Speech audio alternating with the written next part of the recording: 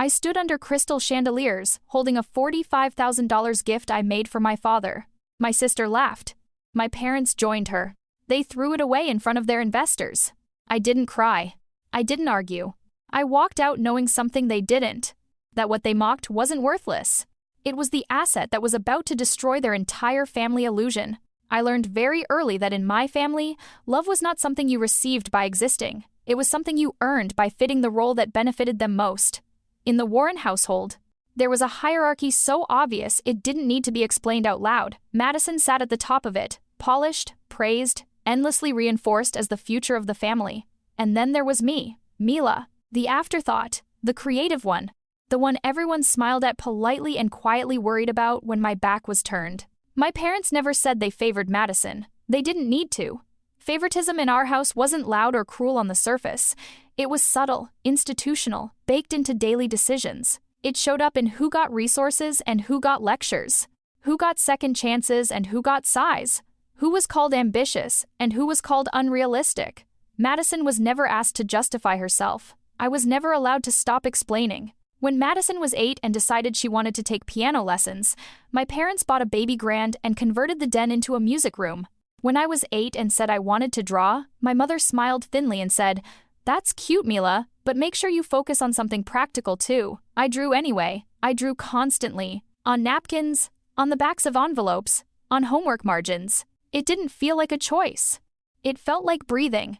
But every time I did it openly, I felt the unspoken judgment settle over the room. Art was tolerated as long as it stayed small. As we got older, the divide sharpened. Madison learned very quickly how to perform competence. She repeated business phrases she didn't fully understand and watched my father beam with pride. She talked about networking and internships and corporate ladders, and my parents nodded as if she were already climbing one. When she struggled, they framed it as potential. When she failed, they reframed it as growth. There was always money to cushion her landings. Tutors, new laptops, paid connections. It was always an investment, they said. Madison was the future. I was the risk they didn't want to take. When I told them I wanted to apply to a fine arts program, the room went quiet in that specific way that means disappointment is about to be disguised as concern. My father folded his hands and said, "Art is a tough road, Mila. We just don't want you to struggle." What he meant was, they didn't want to be associated with a struggle that couldn't be measured in spreadsheets. Madison's mediocrity was acceptable because it was wrapped in business language.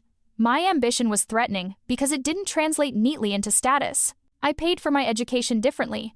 Partial scholarship, side jobs, grants I hunted down myself. I learned how to stretch supplies, how to reuse canvases, how to clean brushes until my fingers cracked. When Madison complained about the workload at her university, my parents booked her a weekend spa trip to reset. When I mentioned being overwhelmed, my mother told me that choosing a hard path meant learning to be resilient. Resilience, in our house, was code for being unsupported without complaining. The most damaging part wasn't the lack of money, it was the constant minimization. Every achievement I brought home was treated like a hobby milestone, not a professional one. A gallery acceptance became a nice opportunity. A paid commission became a lucky break. There was always an invisible ceiling placed above me, a limit to how seriously I was allowed to be taken. Madison's smallest progress was amplified. My biggest wins were quietly downsized. Family gatherings reinforced the hierarchy.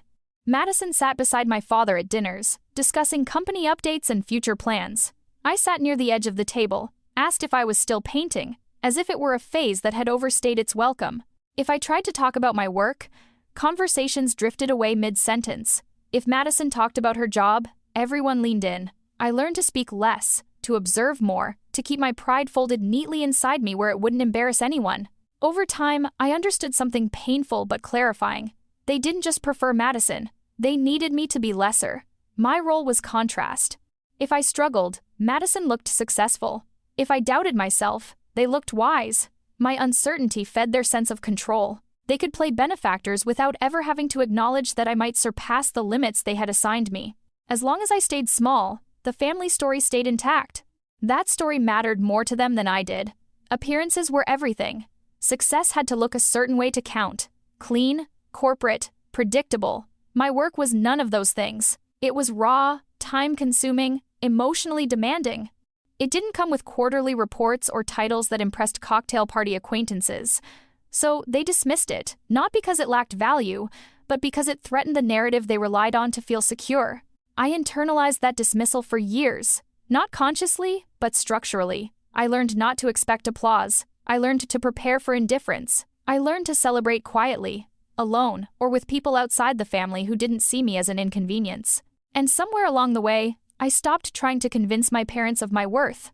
Not because I didn't want their approval, but because I realized how conditional it was. Approval in my family was a transaction, and I was never going to meet the terms without erasing myself. Madison, meanwhile, grew more entitled as her confidence was continuously inflated. She learned that attention was automatic, that resources would appear when she demanded them, that my parents would always choose her version of events. She spoke to me with casual condescension, joking about my starving artist lifestyle, teasing me in front of relatives, framing my persistence as stubbornness. My parents laughed along, uncomfortable but unwilling to disrupt the balance. Silence became their way of siding with her. By my mid-20s, the roles were fixed. Madison was the golden child, the face of the family's future. I was the tolerated outlier, indulged but never respected. They didn't hate me. Hate would have required engagement. They simply didn't see me as serious, and in a family where seriousness equaled worth, that made me expendable. What they never understood was that being underestimated is not the same as being incapable. It is often an advantage. While they were busy reinforcing Madison's image, I was learning how to work without validation, how to build without permission, how to survive without applause. Their neglect forced me to develop discipline, patience, and an internal compass that didn't rely on external approval. They thought they were discouraging me. In reality, they were training me to operate independently. By the time we reached the night of the gala, this hierarchy had been in place for decades. It felt permanent, unquestioned, almost ceremonial. Madison expected to shine. My parents expected me to blend into the background. No one imagined that I might be carrying something of real value. No one imagined that the family failure had quietly become the family's most valuable asset. And that was exactly why what happened next would hit them so hard.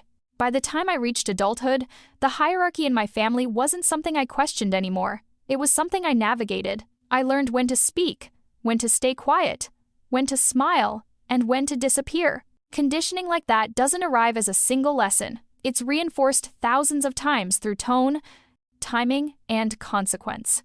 Every interaction trained me to understand exactly how much space I was allowed to take up, and the answer was always the same: less than Madison. I learned early that excitement was dangerous. If I showed too much pride in my work, it was met with discomfort or dismissal. My mother would tilt her head and say things like, "Don't get ahead of yourself," or "Let's see where this goes first."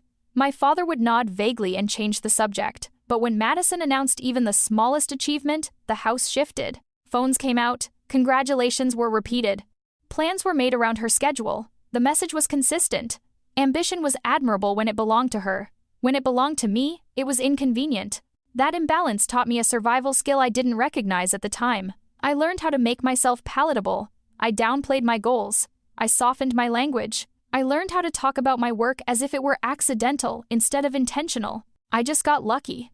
It's nothing serious. I'm still figuring things out. These phrases became armor. If I didn't appear threatening, I wouldn't trigger their discomfort. If I stayed humble enough, maybe I could exist without conflict. But humility wasn't what they wanted.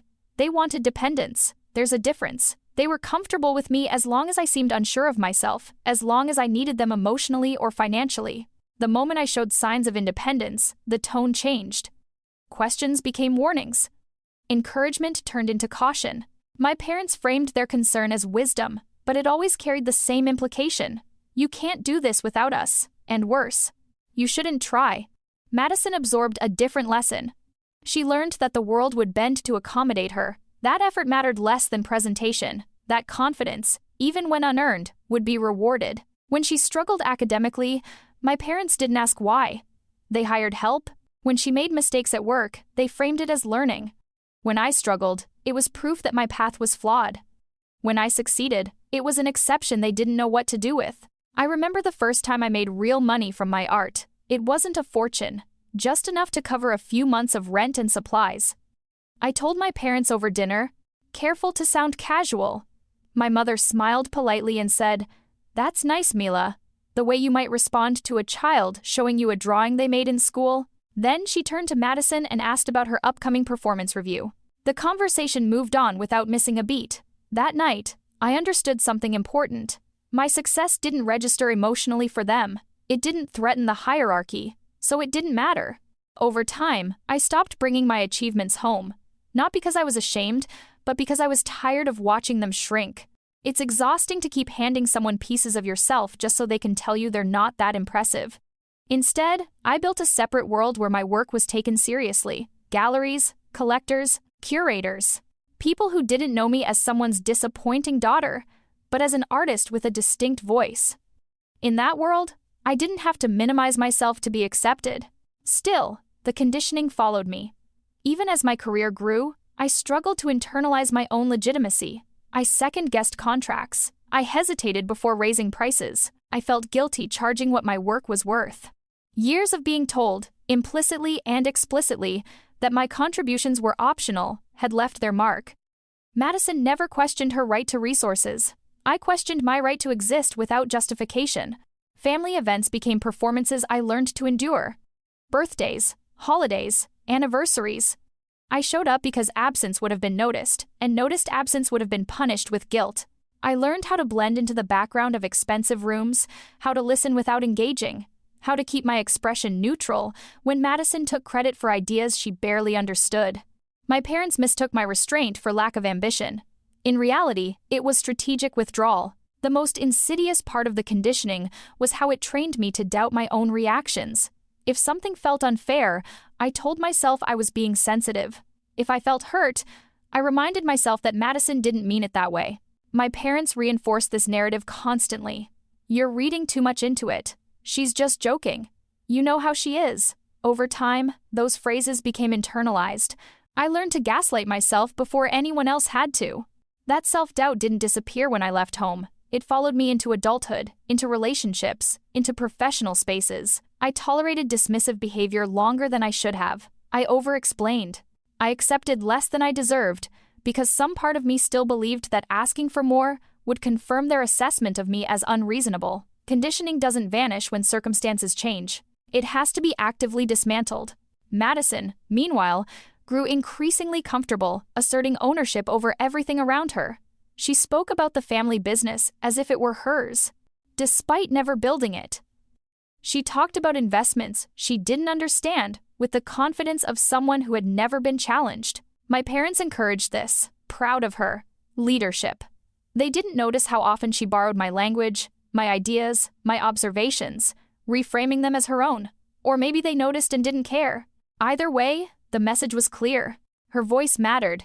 Mine was background noise. There were moments when I considered cutting contact entirely, walking away from the dinners, the snubs, the constant reminder of where I stood. But walking away felt like failure then, like confirmation that I couldn't handle what everyone else seemed to tolerate so easily. I didn't yet understand that endurance is not the same as strength, so I stayed. I kept showing up. I kept shrinking myself just enough to fit. What I didn't realize was that staying small had a side effect they never anticipated. It made me invisible. And invisibility, while painful, is also protective. They stopped paying attention to my movements. They stopped monitoring my progress. They assumed I was stagnant. That assumption gave me space. Space to build quietly. Space to experiment without scrutiny. Space to become dangerous in a way they would never see coming. By the time the gala approached, the conditioning was so deeply ingrained that my presence there felt automatic. Of course I would attend. Of course I would smile. Of course I would bring a thoughtful gift and expect nothing in return. That was my role. The unassuming daughter. The creative one who never quite made it. No one imagined that I might be operating under a different set of rules entirely. And that was the final mistake they made without realizing it. They thought my silence meant compliance. They thought my humility meant weakness. They thought my patience meant I was waiting for their approval. In reality, I was waiting for something else entirely. A moment clear enough to act without hesitation. A moment when the hierarchy revealed itself so plainly that there would be no confusion about what needed to be done next. The night Vesper was born did not look dramatic from the outside. There were no raised voices, no slammed doors, no declarations of independence. It looked like disappointment. Quiet, mundane, easily dismissible disappointment. The kind my family specialized in delivering so casually that it took years to understand its cumulative damage. It was my first solo gallery showing. Not a prestigious one, not yet. A small basement space in Wicker Park that smelled faintly of concrete dust and cheap wine. The walls were uneven, the lighting imperfect, but it was mine. I had worked toward that night for 3 years. I sent my parents an invitation 3 months in advance. I reminded them again at 2 months, again at 1 month. I sent a calendar invite. I mentioned it in passing during phone calls, careful not to sound needy, careful not to pressure them. Madison knew about it too. I told myself that this time would be different. This time, they would show up. I stood by the door for 4 hours that night. 4 hours of smiling at strangers, explaining my process, answering questions about medium and influence, while my eyes kept flicking toward the entrance. Every time the door opened, my chest tightened. Every time it wasn't them, something inside me deflated a little more. Austin was there, watching quietly, pretending not to notice the pattern repeating itself. He didn't need to point it out. I already felt it settling into my bones. At the end of the night, when the last guest left and the gallery owner locked up, I checked my phone one last time. No missed calls, no texts, no apologies, just silence.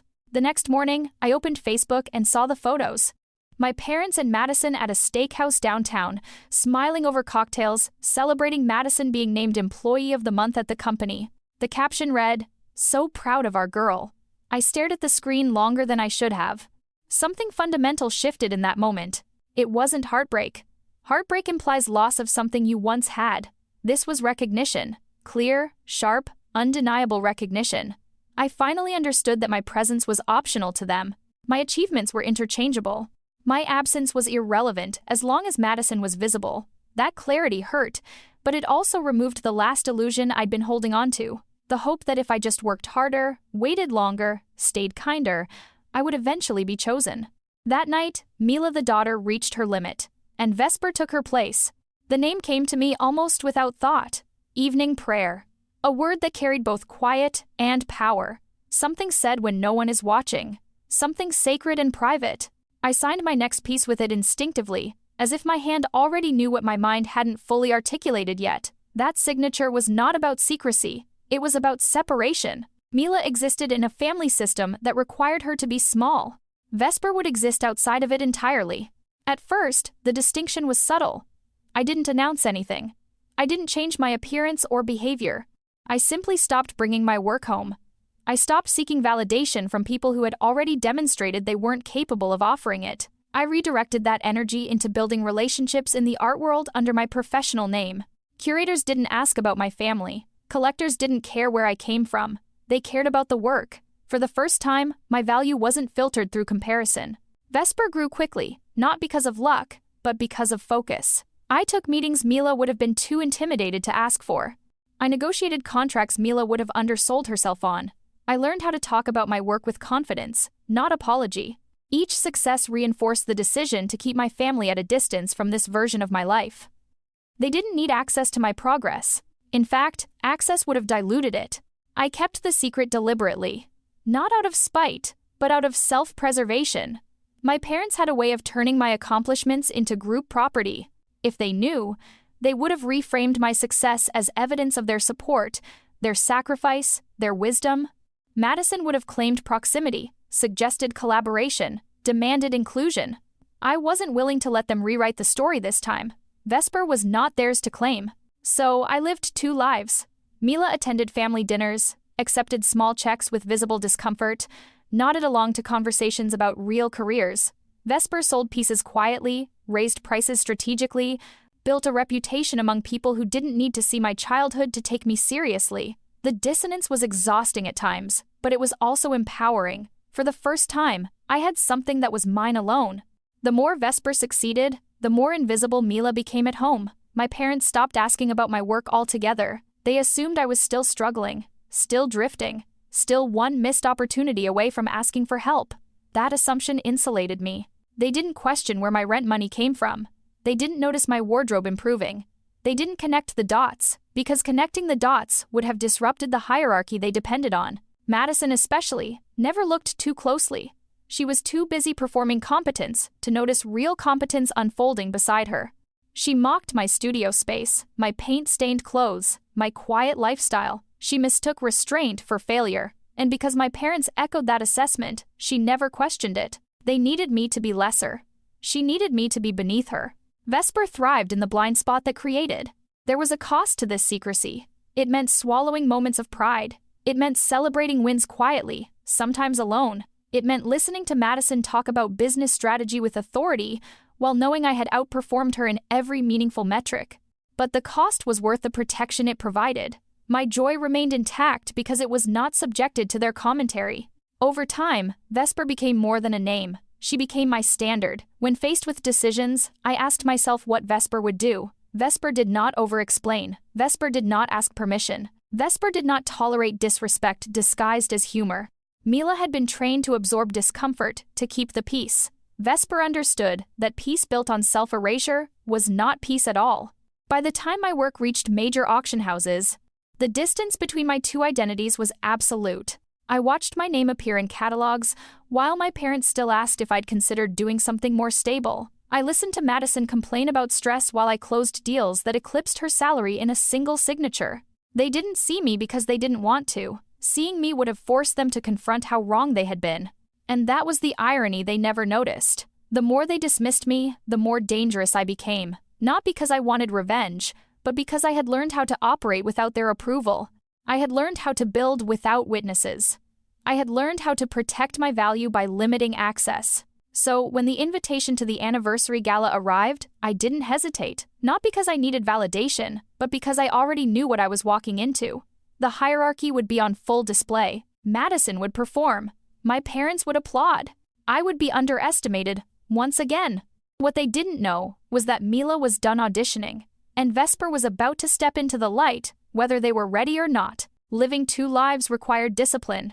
Not the dramatic kind people imagine, but the quiet, relentless kind that shows up every day without applause. By the time Vesper began to gain real traction, I had already learned how to compartmentalize so completely that it felt natural. Mila existed in one lane. Vesper operated in another. The key was never letting those lanes intersect. On the surface, my life looked modest. I lived in a converted warehouse studio with concrete floors and drafty windows. My clothes were functional, often stained with paint. I drove an old car and kept my routines simple. My parents saw this and felt reassured. Their narrative remained intact. The struggling artist's daughter, still finding herself, still dependent on their occasional generosity. They never questioned why I didn't ask for help anymore. They assumed pride, not progress. Behind that surface, Vesper was building something precise and deliberate. I treated my art like a business long before anyone else did. I tracked sales meticulously. I studied auction cycles, collector behavior, gallery politics. I learned which curators mattered and which ones only pretended to. I stopped accepting exposure as payment and started setting minimums. Each decision compounded. Not overnight, but steadily. The first time one of my pieces crossed 6 figures at auction, I was alone in my studio, watching the live stream on a laptop balanced on a crate. No champagne, no celebration dinner. Just me, a cup of cold coffee, and the quiet confirmation that my instincts had been right. I didn't tell anyone. Not Austin, not friends, certainly not my family. That moment wasn't meant to be shared. It was meant to anchor me. What surprised me most was how easily secrecy became strategy. My parents never asked detailed questions about my finances because they assumed there was nothing worth knowing. Madison never checked because she believed she already understood my limits. Their certainty worked in my favor. Invisibility became leverage. I could move without scrutiny, grow without interference, fail privately and succeed publicly under a name they never bothered to notice. Vesper's work developed a distinct voice during this period. Dark, restrained, luminous. Collectors described it as disciplined, intentional, emotionally controlled. They had no idea how literal that description was. Every piece carried the weight of restraint. Years of being told to stay small translated into an aesthetic that refused to beg for attention. The work didn't shout. It didn't need to. It waited, confident that the right people would lean in. Licensing deals followed. Quiet ones at first. A tech startup wanted exclusive rights for a lobby installation. A fashion house licensed patterns for a limited run. I read every contract myself before handing it to my lawyer. I negotiated terms that protected long-term value instead of chasing quick payouts. This wasn't about cash flow alone, it was about control, something I had been denied my entire life. Money accumulated faster than I expected, but not recklessly. I diversified early. I reinvested. I kept my personal spending intentionally low. Wealth, I learned, is easier to grow when it isn't announcing itself. I watched peers inflate their lifestyles as soon as success appeared. Bigger apartments, louder signals. I did the opposite. I stayed quiet. I stayed underestimated. It was the safest position I had ever occupied. At family dinners, the contrast was almost surreal. Madison talked about expansion strategies she didn't fully grasp. My father discussed market pressures with the confidence of a man who had never built something without free labor. They spoke in abstractions. I listened, mentally noting how often their assumptions were wrong. Occasionally, Madison would ask what I'd been working on. I answered vaguely. A series, some commissions, nothing too exciting. She nodded, satisfied. That was all she needed to hear. The emotional distance grew alongside the financial one. I stopped feeling the urge to correct them. I stopped hoping they would notice. Detachment replaced longing, and with it came clarity. I saw how much of their identity depended on the belief that they were superior, how fragile that belief actually was. If my success had been visible, it would have forced a reckoning they were not equipped to handle. So I let them stay comfortable in their ignorance. Austin was one of the few people who knew the full picture, not because I needed validation, but because I needed discretion. He understood what was at stake. He saw the numbers, he saw the trajectory, and he never once suggested I reveal it to my family. That restraint mattered. He treated my success as normal, not miraculous, as something earned, not surprising. That perspective grounded me when the dissonance threatened to become overwhelming. By the time the Ecliptic series was scheduled for a major contemporary auction, Vesper was no longer emerging. She was established. The catalog placement was prominent. The estimates were conservative by design. Everything was calculated to signal confidence without arrogance. I knew exactly what study number 4 was worth. I also knew exactly what it represented. Not just a piece of art, but a decade of discipline, secrecy, and self-protection. And still, my parents didn't know. Madison didn't know. They continued to see me as background noise in their carefully curated lives. My mother asked if I was dating anyone seriously. My father suggested I look into teaching art classes for stability. Madison joked about me finally getting a real job. I smiled and let the comments pass. Correcting them would have required explaining myself to people who had never listened. The double life was not without cost. There were moments when the isolation felt sharp, when I wanted to share a win and had to choose silence instead, when I attended openings alone because bringing family would have invited questions I wasn't ready to answer. But those moments were temporary. The protection was permanent. I reminded myself of that whenever doubt crept in. I didn't hide my success because I was afraid of my family. I hid it because I understood them. I understood how quickly admiration would turn into entitlement, how pride would become ownership, how boundaries would be tested the moment my value became undeniable. Keeping Vesper separate wasn't deception. It was containment. As the anniversary gala approached, the tension between my two lives sharpened. My parents spoke about it for weeks, excited about the guest list, the optics, the board members who would attend. Madison rehearsed her role, positioning herself as the face of the future. They invited me because not inviting me would have looked bad. I accepted because it would look normal. I prepared my gift carefully. Study number 4 wasn't chosen out of sentimentality. It was chosen because it represented everything they had dismissed, everything they had underestimated. I planned to give it not as proof, but as closure. A final attempt to offer value without explanation. If they saw it, truly saw it, maybe something would shift.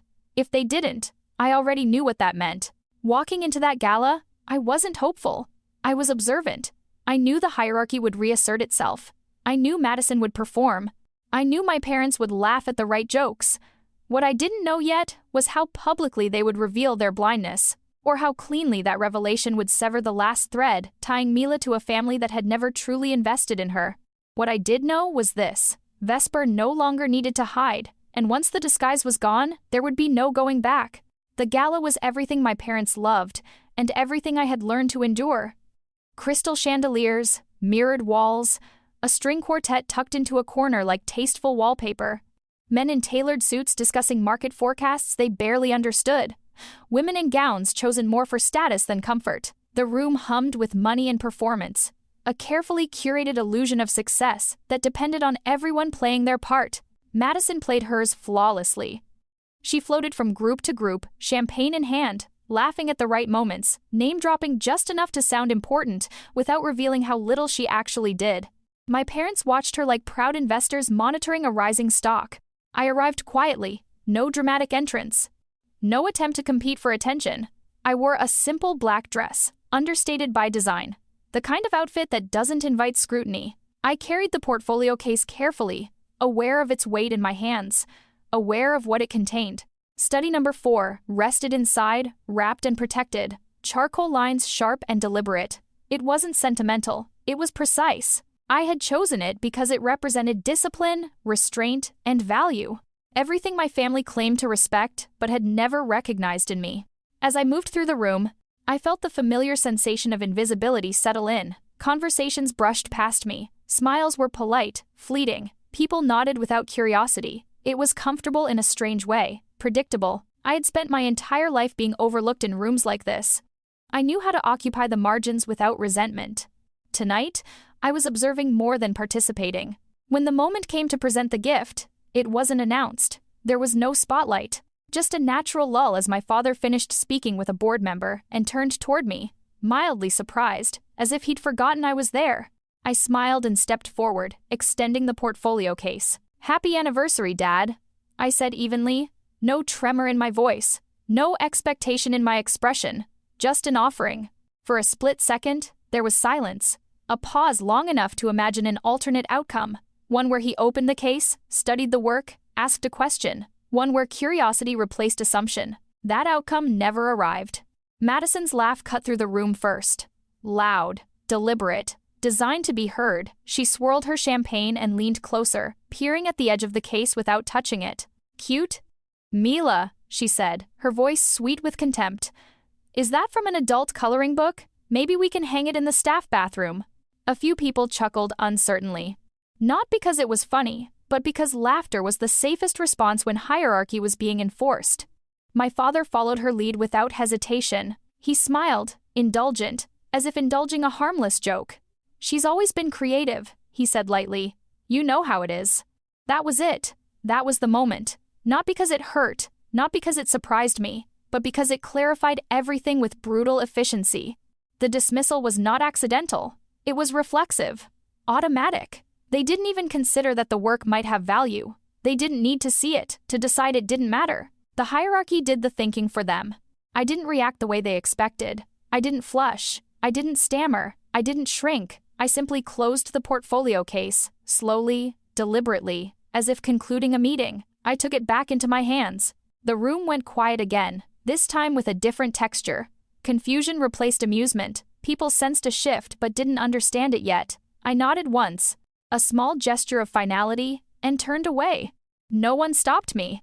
The walk to the elevator felt longer than it should have, not because I was upset, but because awareness had sharpened every detail. The sound of my heels on marble, the weight of the case, the murmurs behind me resuming as if nothing had happened. I pressed the elevator button and waited. Austin stepped in beside me without speaking. He had witnessed the exchange from a distance, his expression unreadable. The doors slid shut, cutting off the room and its laughter like a clean incision. The silence that followed was dense, almost physical. The numbers above the door began their descent. 30, 29, 28. He glanced at the case in my hands. He knew exactly what it was worth. He knew what they had just dismissed. "Are you okay?" he asked quietly. "I'm not sad," I said, watching the numbers fall. "I'm calculating." The elevator reached the lobby. The doors opened to the cool Chicago night, a stark contrast to the artificial warmth upstairs. I stepped out without hesitation. We didn't look back. We didn't go home. Home was not where I needed to be. We drove straight to my studio, the city lights blurring past as adrenaline settled into focus. The gala had not been a loss. It had been confirmation. The last experiment. The final data point. When I unlocked the heavy steel door to the warehouse, the air changed instantly. The scent of turpentine and oil and old coffee wrapped around me like something familiar and grounding. This was where truth lived. No chandeliers, no performance, just work. I set the portfolio case on my desk and opened it again, alone this time. Study number 4 stared back at me, unbothered by its rejection. The lines were still exact, the value unchanged. If anything, it felt heavier now, charged with meaning. "You're going to do it," Austin said, leaning against the doorframe. "Yes," I said simply. What they had done upstairs wasn't cruel. Cruelty would have required intention. This was worse. It was reflexive disregard, the kind that doesn't register as harm to the people inflicting it. And that made the decision easy. They hadn't rejected a drawing. They had rejected their own salvation without realizing it. And that rejection freed me from the last obligation I hadn't known I was still honoring. I sat down, opened my laptop, and navigated to a folder labeled Family. Inside was a single PDF, a licensing agreement drafted months earlier, refined with my intellectual property lawyer, intended as a gift. An exclusive, perpetual license, no fees, no royalties. A bridge I had been willing to build one last time. I stared at the file name for a long moment. Then I dragged it to the trash and emptied it. The gala had been the final audition, and I had just withdrawn from the role permanently. Deleting the file did not feel dramatic. There was no rush of adrenaline, no shaking hands, no second guessing. It felt administrative, like closing a ledger at the end of a fiscal year. The licensing agreement vanished into the digital trash bin, and with it went the last unreciprocated gesture I had been carrying for years. I didn't mourn it. I understood it. That document was never about generosity alone. It had been about hope, and hope, in my family, had proven to be a liability. I closed my laptop and sat back in my chair, the hum of the warehouse filling the space where my thoughts had been racing minutes earlier. Austin watched me carefully, not intrusively, just present. He understood something most people didn't. This wasn't about hurt feelings. It was about leverage, boundaries, and the cost of continued access. "I'm blocking them," I said. Austin nodded once. No questions, no commentary. I picked up my phone and opened my contacts. Richard, Cynthia, Madison. One by one, I selected block caller. It wasn't impulsive. It wasn't spiteful. It was strategic. I had an auction approaching, a catalog release pending, and negotiations that required clarity. I could not afford emotional interference from people who had never respected my work, my time, or my autonomy. Blocking them was not an act of punishment.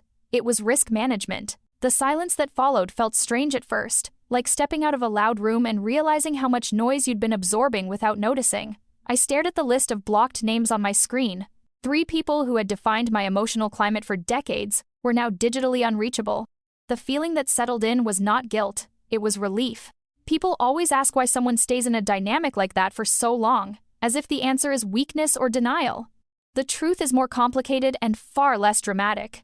In my family, money was not just currency. It was affection. It was validation. It was belonging. And by that metric, I had been bankrupt my entire life. I learned that equation early. Madison received resources the way other children received encouragement. New laptop, private tutors, overseas networking semesters. Each expense was framed as an investment in her future. My parents said it with pride, as if funding equaled foresight. When I needed art supplies, I didn't ask. I already knew the response. Art is a hobby, Mila. We're not throwing good money after bad, so I scavenged. Estate sales, discarded canvases, brushes hardened with old paint that I softened with solvent until my hands cracked. They didn't see perseverance. They saw proof that I was irresponsible for choosing a path that required sacrifice. What hurt wasn't the lack of money. It was the narrative built around it. Madison's consumption was framed as ambition. My frugality was framed as failure. Every dollar they spent on her reinforced her value. Every dollar they withheld from me reinforced my supposed deficiency. Over time, I internalized the message. Worth was something given, not inherent, and I was not worth investing in. That belief shaped how I showed up in the world.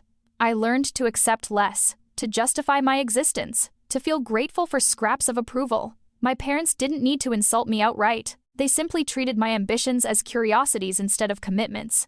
My mother told guests I was finding myself, a phrase that suggested I was lost. Madison, meanwhile, was building a career, even when she was barely holding one together. The cruelty wasn't explosive. It was normalized. It lived in eye rolls and sighs and jokes at my expense that everyone laughed at because challenging them would have been uncomfortable. They needed me to be the struggling artist. It gave them contrast. It gave Madison a backdrop against which she looked successful. If I failed, they felt justified.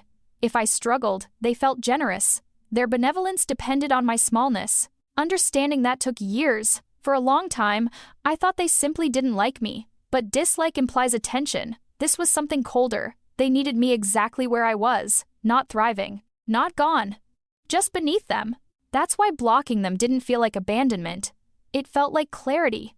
They had not earned access to the version of me that no longer needed their approval, and they had certainly not earned access to my work as a resource. I didn't announce the block. I didn't send a final message. I didn't explain. Explanations invite debate, and debate was a luxury. I was done funding. I turned my phone face down on the desk and stood up, walking the length of the studio slowly, grounding myself in the familiar textures, concrete underfoot, canvas edges brushing my arm. The quiet authority of a space built for creation, not performance. That was when my phone started buzzing. I ignored it at first, let it vibrate itself into silence, then again, and again. Notifications stacking, lighting up the screen with insistence. I flipped it over eventually, not because I felt compelled to respond, but because I wanted to see what form their panic would take. It was Madison. Text after text, arriving faster than I could read them. Nice exit, drama queen. Dad is furious. You ruined the gala. We threw the drawing in the recycling bin. Don't worry. We didn't want your art cluttering the office anyway. Grow up, Mila. I read them once, then again, slowly. There was no sting this time, no familiar tightening in my chest. What I felt instead was distance. The kind a surgeon feels looking at an X-ray. Clinical, detached. This was not rejection. It was exposure. They were showing me exactly who they were without restraint. I was about to put the phone down when Austin approached, tablet in hand. His expression was not amused. It was sharp, focused. You might want to see this, he said. What did you do? I asked. Already knowing the answer wouldn't be simple. Check Madison's Instagram story. I opened the app. There it was, my sketch. Study number 4, propped up carelessly next to a half-eaten plate of hors d'oeuvres. The lighting was bad, the framing sloppy. Madison's voice laughed in the background. She had added a caption in white text over the image. When your unemployed sister tries to pay rent with doodles. Starving artist. Fail. She thought she was humiliating me. What she didn't understand was that she had just created a record. I scrolled down to the comments. And there it was. A single line, posted from Austin's verified account, the account he used to appraise high-end assets for venture capital firms, the account with the blue checkmark and the professional bio no one could dismiss. Provenance. Original charcoal study by contemporary artist Vesper. Confirmed authentic. Current estimated auction value, $45,000. Please handle with care. I stared at the screen. Austin didn't smile. He didn't need to. You just lit a match in a gas station, I said quietly. They needed better lighting, he replied. The silence that followed lasted exactly 3 minutes. That was how long it took for Madison to see the notification. Click on Austin's profile, read his credentials, and then do what she had never done in her life. She Googled Vesper, and in those 3 minutes, the entire foundation of her superiority began to crack. I felt it before the phone rang again. A shift in the air, a tension snapping tight, the calm before something ugly and inevitable. My phone lit up. Madison calling. I answered on the second ring and put it on speaker. I didn't say hello. I didn't need to. All I heard at first was her breathing. Ragged, uneven. No laughter this time. No superiority. Just greed, panic, and disbelief colliding all at once. You liar, she hissed finally. And just like that, the war began. She didn't apologize. That was the first thing I noticed. There was no pause, no recalibration, no moment where Madison stopped to consider what she had just learned and what it meant about the way she'd treated me for decades. She went straight to accusation, because accusation was safer than accountability. You manipulative little liar, she said again, louder now, like volume could turn fantasy back into truth. You've been hiding this from us. From the family. I let her talk. I always had. Silence was my oldest survival skill, but this time it wasn't submission. It was observation. I was listening the way you listen to a suspect who thinks they're still in control of the room. I'm looking at the Christie's catalog right now, she continued, her words tripping over each other. That's you. Vesper is you. This thing you gave Dad, that wasn't a joke. That was real money. Yes, I said, one word, clean, precise. It landed harder than any explanation could have. There was a beat of silence. just long enough for the realization to fully register. I could almost see it happening in her mind, the frantic recalculation. Years of narrative collapsing at once. Then, just as predictably, she pivoted. "Do you know how sick this is?" she snapped. "You let mom and dad pay for dinners. You let them worry about you. You let them think you were struggling while you were sitting on millions." There it was. Not concern, not guilt, ownership. In her mind, my success wasn't mine. It was communal property she'd been unfairly denied access to. "I never asked them for money," I said calmly. "I refused it." "That's not the point," she shot back. "You're part of this family. That means your success is our success. We supported you." I almost laughed, but stopped myself. Humor would have softened the moment, and I didn't want soft. "You tolerated me," I corrected. "Those are not the same thing." She ignored that. "That sketch," she said, her voice sharpening. "You're going to sign over the rights to it, to the company, just like you planned. And then we're going to talk about back pay. For the years mom and dad helped you, you don't get to cash out and walk away." And there it was. The final reveal. She didn't see me as a sister. She saw me as a delayed payout. An investment she thought had finally matured. I closed my eyes for a moment, not because I was overwhelmed, but because I wanted to be very intentional with what came next. "I'm not hiding, Madison," I said, my voice dropping, steady and low. "I was protecting myself, and you just proved exactly why." I ended the call. I didn't wait for her response. I didn't brace for impact.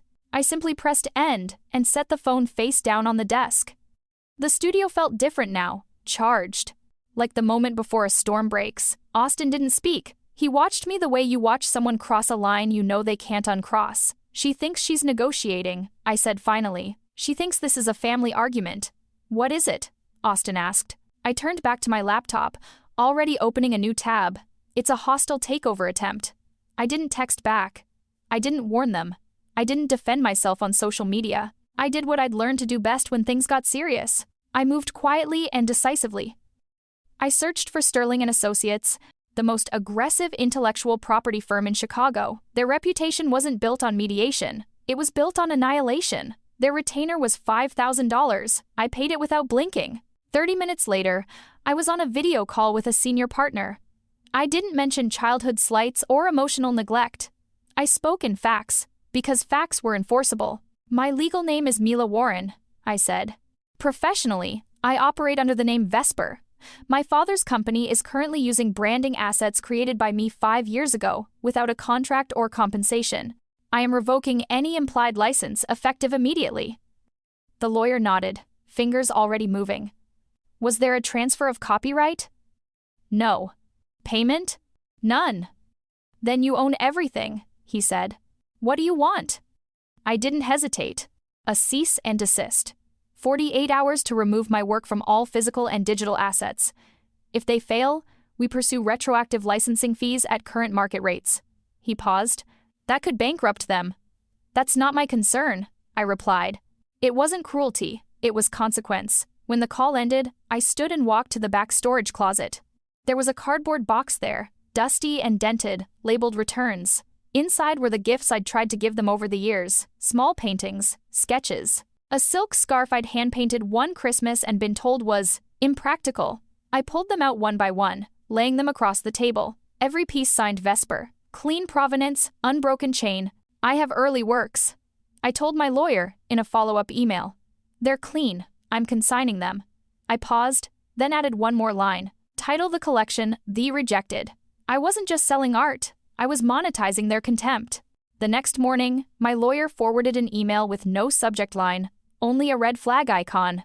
Attached was a document titled Project Phoenix Investor Pitch Deck Confidential. I opened it. My stomach dropped. Richard Realty wasn't rebranding for growth. They were insolvent. This wasn't a pivot. It was a last-ditch attempt to secure $10 million from foreign investors. I scrolled. Slide 12 froze me in place. Study number 4, my sketch, centered, framed as the visual identity of their future.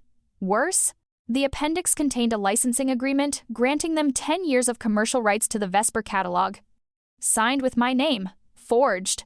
"That's fraud," the lawyer said flatly when I called him. "Wire fraud.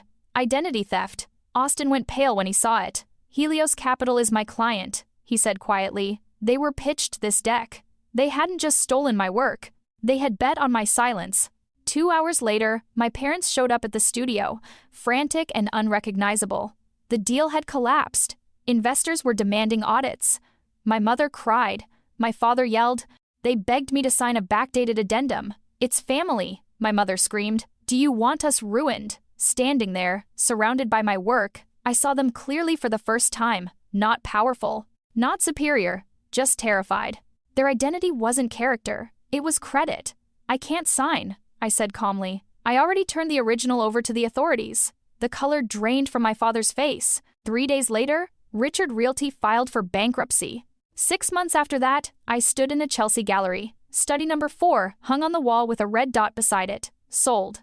The proceeds funded a scholarship for underprivileged art students in Chicago. I stepped up to the microphone and looked out at the crowd. They told me my difference was a defect. I said, "They were wrong. Your difference is your currency. Your rejection is fuel." I smiled, picked up my brush, and dipped it into gold. I wasn't their failed investment anymore. I was the asset they'd lost. The fallout didn't explode the way people imagine scandals do. There were no shouting matches on the courthouse steps, no dramatic interviews, no viral apologies. What happened instead was quieter, slower, and far more devastating for the people who had built their lives on the assumption that I would never push back. Bankruptcy doesn't arrive with fireworks. It arrives with envelopes, meetings behind closed doors, and phone calls that stop being returned. Richard Realty didn't collapse overnight. It hemorrhaged credibility first. Investors pulled out. Vendors froze accounts. Longtime partners suddenly needed time to reassess, the kind of time that never ends. I watched it all from a distance, not with satisfaction, not with revenge in my chest, but with a strange sense of inevitability. This wasn't something I had done to them. This was something they had set in motion years ago when they decided exploitation was a business model and silence was a guarantee. All I had done was stop absorbing the damage. My parents didn't call again after that first frantic visit to the studio. Not because they had accepted responsibility, but because they were recalibrating. People like them don't reflect, they strategize. They look for angles, for narratives that preserve their sense of innocence. I knew the story they would tell anyone who asked. Mila was ungrateful. Mila had changed. Mila had been influenced. The script was familiar. It no longer mattered. What surprised me was how quickly Madison disappeared from the conversation entirely. She didn't reach out to negotiate. She didn't threaten again. She went silent. That silence told me more than any argument ever had. She wasn't angry because she'd hurt me. She was angry because she'd lost access. Once it was clear there was nothing left to extract, she moved on. That had always been her pattern. I just hadn't named it until now. In the weeks that followed, my lawyer handled the formalities. Cease and desist notices, evidence packets, coordination with the authorities. I stayed focused on my work, not as an escape, but as an anchor. The ecliptic series demanded attention. These weren't decorative pieces. They were heavy, deliberate, layered with meaning I hadn't fully understood when I started them. Looking at them now, I realized they had been documenting my internal shift long before I consciously acknowledged it. The tension, the restraint, the orbit breaking. Austin watched me closely during that time. Not protectively, respectfully. He didn't try to soothe or analyze. He let me move through the aftermath at my own pace. That mattered more than grand gestures ever could. Stability isn't loud, it's consistent. The rejected collection launched quietly, exactly the way I wanted it to. No press release, no statement, just a catalog, clean and clinical. Each piece accompanied by a brief note on provenance and year of creation. No family names, no explanations. The market didn't need context. It recognized value immediately. Pieces sold faster than expected. Collectors asked questions I didn't answer. Curiosity drove demand better than outrage ever could. What I didn't anticipate was the response from people I'd never met. Messages from artists who recognized themselves in my work, not stylistically, but emotionally. People who had been minimized, dismissed, tolerated, instead of supported. They didn't ask for advice. They thanked me for naming something they hadn't had language for. That mattered more than any sale price. The scholarship idea came together organically. I didn't announce it as philanthropy. I structured it as infrastructure, resources without strings, funding without surveillance, no requirement to perform gratitude. I remembered too clearly what it felt like to accept help that came with control attached. I wanted no part of recreating that dynamic. When the first recipient wrote to me, I cried. Not because the letter was emotional, but because it was simple. They talked about materials they could finally afford, time they could dedicate without panic, space to experiment. No mention of me as a savior, just relief. That's when I understood the difference between power and impact. Power demands recognition. Impact doesn't need it. Months later, I ran into someone who knew my parents socially. They hesitated before speaking, clearly unsure how to approach me. "I'm sorry about what happened with your family," they said carefully. I thanked them and changed the subject. There was nothing to explain. I wasn't grieving. I wasn't estranged. I was finished. That distinction mattered. Estrangement implies longing. Grief implies loss. What I felt was completion. The chapter had closed, not because it was torn out, but because it had reached its logical end. I didn't fantasize about reconciliation. I didn't wait for apologies. I didn't need acknowledgement from people who had never truly seen me. The auction in Chelsea was the first time I publicly acknowledged both names, Mila and Vesper, not as a reveal, not as a twist, but as a statement of ownership. I didn't frame it as survival. I framed it as authorship. I had written this life deliberately, even when I hadn't realized that's what I was doing. When I stepped away from the podium that night, I didn't feel triumphant. I felt grounded. That was new. My entire childhood had been spent trying to prove something. My adulthood, it turned out, was about deciding I no longer needed to. I returned to the studio the next morning alone. Early light filtered through the high windows, catching dust in the air. I set up a fresh canvas. No deadline, no concept, just movement. Gold paint pooled under my brush, catching and reflecting light in a way that felt almost defiant. Not flashy, intentional. I thought about Madison briefly then. Not with anger, with clarity. She had lost something too, though she would never frame it that way. She had lost the illusion that she was entitled to everything around her. People like that don't recover easily. They mistake access for birthright. When access disappears, they don't adapt. They rage. I didn't need to watch that unraveling. It wasn't my responsibility anymore. I had done what I needed to do, not to punish, but to protect. There's a difference, and learning it had cost me years, but it had also given me something priceless in return. Freedom isn't dramatic. It doesn't announce itself. It shows up quietly one morning, when you realize you're not bracing for impact anymore. When your work feels like expression instead of justification. When your phone is silent, and the silence doesn't scare you. I painted until the light shifted, and the gold dulled into something softer. I stepped back and looked at what I'd made. It wasn't perfect. That was the point. Perfection had always been a moving target in my family, a way to keep me chasing. This was something else. This was mine. I cleaned my brushes, shut off the lights, and locked the studio behind me. Outside, the city moved the way it always had, indifferent, alive, full of possibility that didn't require permission. I wasn't their failed investment. I wasn't their secret asset. I wasn't their cautionary tale. I was finished explaining myself, and for the first time in my life, that felt like wealth. The weeks after the gallery opening passed with an unfamiliar steadiness. Not excitement, not anxiety, just momentum. My calendar filled with meetings, but none of them felt extractive. Curators asked questions about process, not background. Collectors asked about themes, not family. For the first time, my work existed without being filtered through someone else's narrative. That absence felt strange at first. Like walking without a limp you'd had so long you forgot it wasn't normal. What surprised me most was how little I thought about my parents. Not in a dissociative way, not in denial, but in a practical one. They stopped being central characters in my internal dialogue. Their opinions no longer framed my decisions. Their potential reactions no longer shadowed my plans. That mental real estate had been expensive, and I hadn't realized how much it was costing me until it was suddenly vacant. Madison resurfaced indirectly before she ever reached out directly. I heard her name through industry whispers.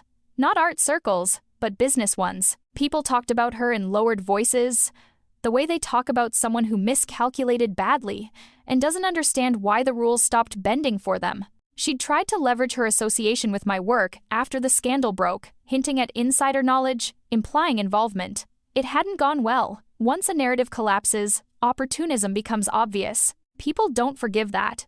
When she finally contacted me, it wasn't with anger. It was with entitlement stripped bare and repackaged as reconciliation. The email was short, carefully worded. No apology, no acknowledgement of harm, just an invitation to talk. framed as maturity.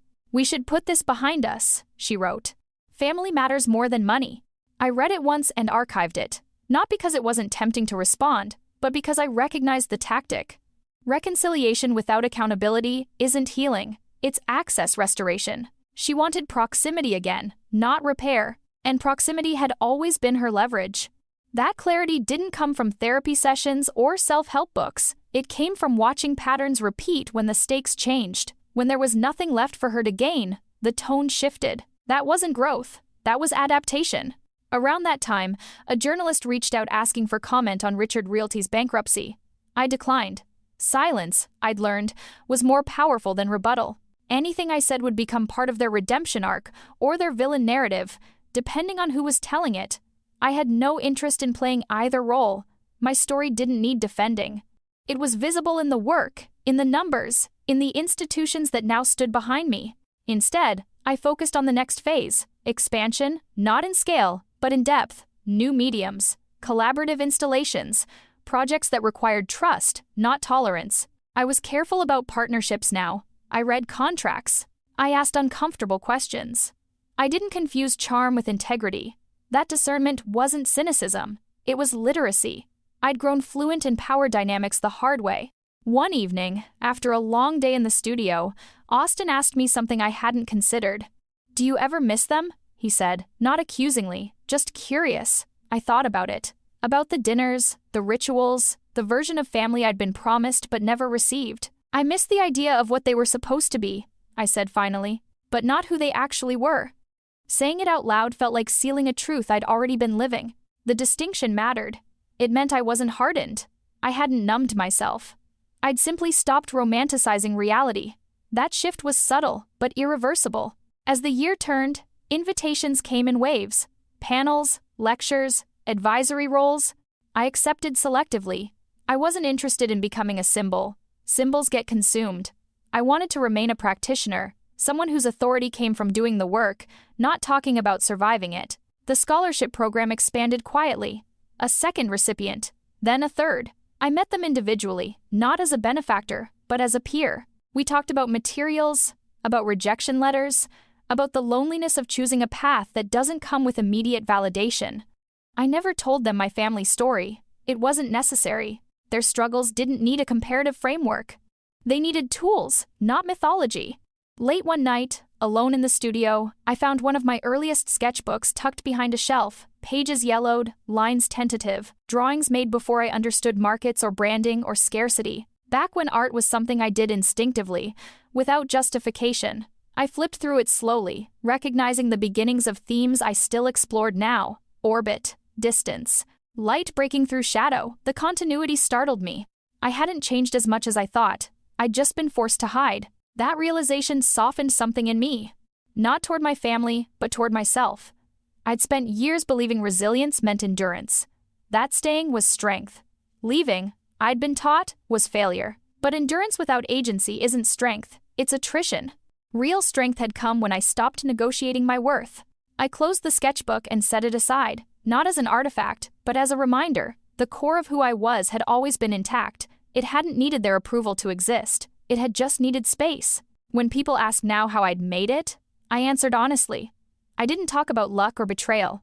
I talked about boundaries, about understanding value, about recognizing when loyalty becomes self-erasure. Those conversations weren't always comfortable, but they were necessary, especially for people who still believed love required sacrifice without limit. I never did hear directly from my father again. I imagine he told himself a story where he was blindsided, betrayed, wronged by a daughter who didn't understand the pressure he was under. People like him need that narrative. It allows them to remain central, even in failure. I didn't need to correct it. His version of events no longer intersected with my life. On the anniversary of the gala, I returned to Chicago briefly. Not for family, but for work. I passed the hotel where it had happened. The lights were the same, the lobby unchanged. I felt nothing. No anger, no sadness, just distance. Like looking at a place you once lived but outgrew. That night, back in my studio, I started a new series. Not ecliptic this time. Something quieter, less confrontational, more expansive. The kind of work that comes after conflict resolves, not because it's over, but because it no longer defines the terrain. As I worked, I understood something clearly for the first time. Success hadn't healed the wound. Boundaries had, money hadn't freed me, ownership had. And family, as I'd been taught to understand it, wasn't a fixed structure. It was a choice. One I was finally making for myself. I cleaned up, turned off the lights, and stepped outside. The city air was cool, steady. No applause, no judgment, just movement. I walked forward without looking back, not because there was nothing behind me, but because what was ahead no longer required permission. And that, more than any number on a balance sheet, was the measure of how far I'd come. By the time the second year unfolded, the noise around my name had settled into something predictable. There were fewer speculative articles, fewer dramatic whispers. What remained was quieter and more durable. Institutions followed through. Galleries honored contracts. Collectors paid on time. Respect, I learned, wasn't loud. It was procedural. It showed up in emails, answered promptly, in agreements upheld without argument, in the absence of surprise. That was new for me. My entire upbringing had trained me to expect volatility. Praise followed by withdrawal. Support followed by strings. Calm followed by correction. Living without that constant recalibration felt almost suspicious at first.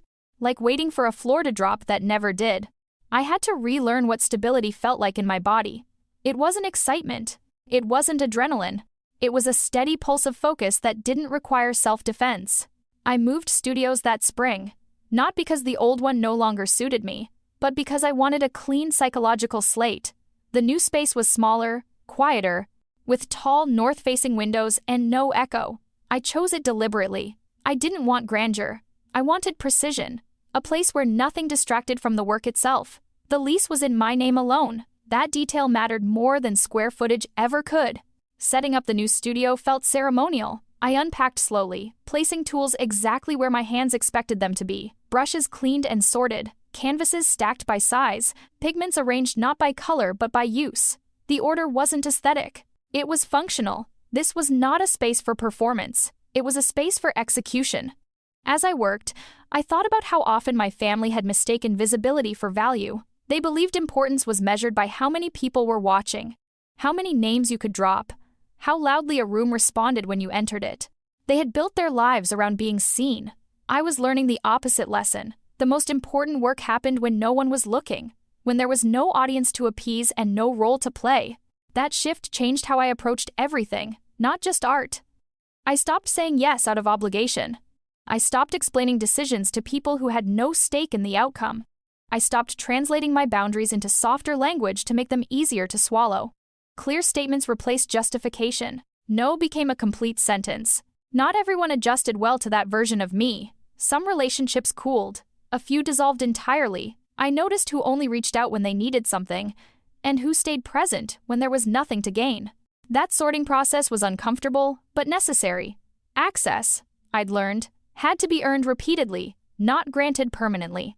One afternoon, I received an invitation to speak at a closed-door forum for women in finance and the arts, not as a survivor story, not as a spectacle, but as a case study in intellectual property protection. That framing mattered. I accepted. The room was filled with people who understood leverage intuitively, but hadn't always applied it to themselves. We talked about contracts, yes, but we also talked about conditioning, about how often women are taught to give first and formalize later, and how that gap gets exploited. Afterward, several attendees approached me privately. Not to praise my work, but to ask practical questions. How did you know when to draw the line? What did it cost you? Would you do it again? I answered honestly. The cost was proximity. The benefit was autonomy. And yes, I would do it again sooner. That night, walking home, I realized something quietly radical. I wasn't angry anymore, not in the suppressed way that pretends to be peace, but genuinely. The anger had served its purpose. It had given me clarity when I needed it most. Now it had burned out, leaving something more useful behind. Discernment. Discernment doesn't rush. It doesn't react. It observes patterns and responds once, decisively. It doesn't require repetition. That was the biggest change. I no longer needed to keep teaching the same lesson to different people. I recognized the signals earlier now. I trusted myself enough to act on them. Around that time, my mother attempted a different tactic. Not directly, not boldly. She sent a letter, handwritten, no return address. It arrived, folded carefully, like something fragile. I didn't open it right away. I let it sit on the counter for a full day.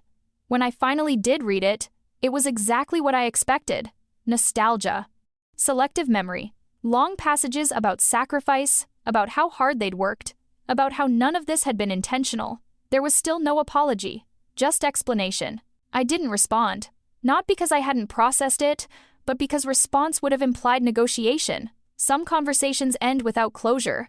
That doesn't make them unresolved. It makes them complete. The letter went into a folder with other documents from that period of my life, not as evidence, but as archive. I wasn't erasing my history. I was contextualizing it. There's a difference. Work continued. The new series took shape slowly. It was less angular, more expansive. Light behaved differently in these pieces. Not confrontational, not defensive. Curious. That felt right. Art, for me, had always been diagnostic before it was declarative. It showed me what I was processing before I could articulate it. This work told me I was no longer in a state of reaction. At a small private viewing, someone asked me if reconciliation was possible now that time had passed. The question wasn't malicious. It was sincere. People like narratives that tie themselves up neatly. I considered my answer carefully. Reconciliation requires mutual accountability, I said. Without that, it's just access with better branding. The room went quiet. Then someone nodded. Another took notes. I recognized that moment for what it was. Not agreement, but recognition. Later, alone, I thought about how often women are encouraged to be bridges, to span gaps others create, to smooth over fractures they didn't cause. I'd done that work my entire life. I was finished now. I wasn't burning bridges. I was dismantling toll roads that only flowed one way. As the year closed, I reviewed my finances with an advisor, not because I was worried, but because stewardship mattered to me now. Wealth without intention replicates harm. I structured things carefully, trust with oversight, funds with purpose. I wanted what I built to outlive my involvement, not my control. That distinction felt important. On the final day of the year, I returned to the studio late at night. No assistants, no agenda. I stood in the middle of the room and took stock of the silence. It wasn't lonely, it was spacious. I realized that for the first time in my life, nothing was chasing me. No expectations, no comparisons, no need to prove or perform. I picked up a brush and added a single line of gold to a canvas I'd thought was finished. It caught the light perfectly. Not planned, not overworked, just enough. I stepped back and smiled. Not because it was flawless, but because it was honest. That was the life I was building now, one line at a time, no audience required. By the time the third year arrived, the distance between who I had been and who I was becoming felt less like a gap and more like a seam. Not a tear, not a rupture, but a line where two versions of myself had been stitched together by necessity. I no longer woke up replaying conversations in my head, no longer preemptively rehearsed explanations for decisions I hadn't even made yet. That mental noise had been replaced by something quieter and far more powerful. Anticipation. Not anxious anticipation, but the steady awareness that my time belonged to me. The industry adjusted faster than I expected. People stopped introducing me with qualifiers. Not self-made, not despite her background, not unexpected success, just my name, just my work. That simplicity felt earned. It also felt fragile, which made me vigilant. I had learned the cost of assuming goodwill. Trust now was incremental, built through consistency, not charm. I was invited to advise on a museum acquisition committee that spring. The role wasn't ceremonial. It involved real authority over budgets, over which voices would be preserved and which would be sidelined. Sitting at that table, listening to how people framed value, I recognized echoes of my childhood dynamics. Some members spoke confidently without substance. Others hesitated despite insight. Power, I realized, doesn't always correlate with clarity. Often, it simply correlates with who has been allowed to speak uninterrupted the longest. I used that awareness deliberately. When I spoke, I was precise. When I disagreed, I was direct. I didn't soften my language to protect egos. I didn't apologize for occupying space. That adjustment didn't make me popular with everyone, but it made me effective. Respect followed function. One afternoon, after a particularly long session, a younger curator approached me privately. She hesitated before speaking, clearly weighing risk. "I've been told I'm difficult," she said, "because I ask questions, because I don't accept vague answers." She looked at me like she was asking permission to continue existing as she was. I recognized that look instantly. I told her the truth. "You're not difficult," I said. "You're inconvenient to people who benefit from your silence." Her shoulders dropped, just slightly. That moment stayed with me longer than most accolades ever had. Around that time, I began to understand something else. Distance doesn't just protect you from harm, it reveals patterns you couldn't see up close. Without the constant emotional interference of my family, memories reorganized themselves. Incidents that once felt isolated now formed a coherent timeline. The jokes, the dismissals, the conditional support, none of it had been accidental. It had been maintenance, a system designed to keep me manageable. That realization didn't ignite rage, it produced resolve. I stopped framing my past as something to overcome and started treating it as data, information that informed my boundaries, my contracts, my partnerships. Trauma, when examined without sentimentality, becomes intelligence. I didn't romanticize it, but I didn't waste it either. I did hear from my father that year, indirectly. A mutual acquaintance mentioned he'd asked about me at a dinner, phrased as concern. "He seems confused," they said. "He doesn't understand why things escalated." I nodded politely and changed the subject. Confusion, in his case, was selective. He understood systems perfectly well when they worked in his favor. What he didn't understand was accountability without leverage. That distinction freed me from any lingering urge to explain. Explanation had always been my reflex. If I could just articulate myself clearly enough, I believed, understanding would follow. But understanding requires willingness, not eloquence. I had exhausted my supply of willingness years ago. Work deepened. The newer pieces demanded longer attention spans from viewers. They didn't reveal themselves immediately. Some collectors found that frustrating. Others found it compelling. I didn't adjust the work to accommodate impatience. I trusted the right audience to self-select. That confidence was new, and it felt like integrity. At a mid-year exhibition, a woman approached me who said she'd grown up in a family that sounded uncomfortably similar to mine. "I didn't realize how much I was shrinking until I saw your work," she said. I didn't know how to respond to that, so I thanked her and let the silence sit. Art doesn't fix people, it reflects them. Sometimes that's enough to start movement. Later that night, alone, I thought about how often I'd been told to be grateful for what I was given. Gratitude had been used as a leash, a way to remind me that my access was conditional. I had spent years confusing obligation with appreciation. Untangling those concepts had been one of the most difficult parts of leaving. True gratitude, I learned, can't coexist with fear. If you're afraid to lose what you have, you're not grateful. You're compliant. That understanding reshaped how I interacted with generosity. I accepted help now without surrendering autonomy. I gave support without expecting loyalty in return. Transactional dynamics no longer disguised themselves as love in my life. That clarity was expensive, but worth every cost. As autumn approached, I took a short retreat alone. No meetings, no studio assistants, just space. I walked, read, slept. I let my nervous system recalibrate without stimulus. On the third day, something unexpected happened. I felt bored. Not restless, not anxious, just bored. The kind of boredom that comes when your body finally believes there is no imminent threat. I laughed out loud when I realized it. Boredom had once been a luxury I couldn't afford. When I returned, I worked differently. Slower, more curious, less driven by outcome. Success no longer felt like an escape route. It felt like a medium, one I could shape rather than chase. Toward the end of the year, I reviewed my personal archive. Old emails, contracts, letters I'd never answered.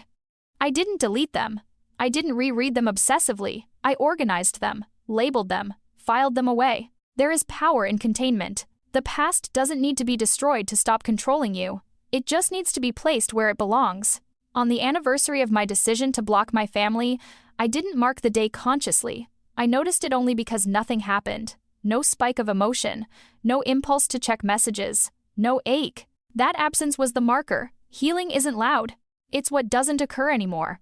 That evening, I cooked dinner at home. Nothing elaborate. Music low, windows open, the city breathing around me. I ate slowly, without distraction. I realized that this was the life I had once been told I didn't deserve. Calm, focused, self-directed, no performance required. I cleaned up, turned off the lights, and stood for a moment in the quiet. I wasn't waiting for permission. I wasn't bracing for impact. I wasn't hoping to be chosen. I had already chosen myself. And that decision, steady and unremarkable as it felt now, had changed everything. By the 4th year, the transformation no longer felt like something I was actively maintaining. It had settled into structure, not rigid, not defensive, but deliberate. My days were shaped by intention rather than reaction. I woke up without the reflex to check my phone. I made decisions without mentally surveying how they might be received by people who no longer had access to me. That absence of internal surveillance was the most profound change of all. I understood then that independence is not a single act. It's a practice. One reinforced by repetition, boundaries, and the refusal to re-enter systems that once consumed you. Freedom isn't dramatic. It's boring in the best way. Predictable, sustainable. The industry had stopped asking about my family entirely. My name no longer carried an asterisk. New collectors didn't know the story, and I didn't volunteer it. Not out of secrecy, but because it wasn't relevant anymore. The work stood on its own. That was the point I had always been trying to reach, long before I understood what was holding me back. One afternoon, I received an invitation to contribute to a permanent collection overseas. The proposal was thorough, respectful, and precise. No assumptions, no entitlement, just a clear outline of expectations and mutual benefit. I accepted without hesitation. The ease of that decision startled me. There had been a time when every opportunity felt like a test, like I had to prove I deserved to be there. That urgency was gone. I no longer felt like a guest in my own life. I still thought about the past, but not with longing, more like a historian examining a closed chapter. I could see the mechanisms clearly now, how scarcity had been manufactured, how comparison had been weaponized, how my sister's entitlement had been cultivated, not innate. None of it excused the harm, but it contextualized it. Context doesn't absolve, it clarifies. Clarification allowed me to stop internalizing their choices. For years, I had carried the unspoken belief that if I had just been more agreeable, more impressive, more useful, things would have been different.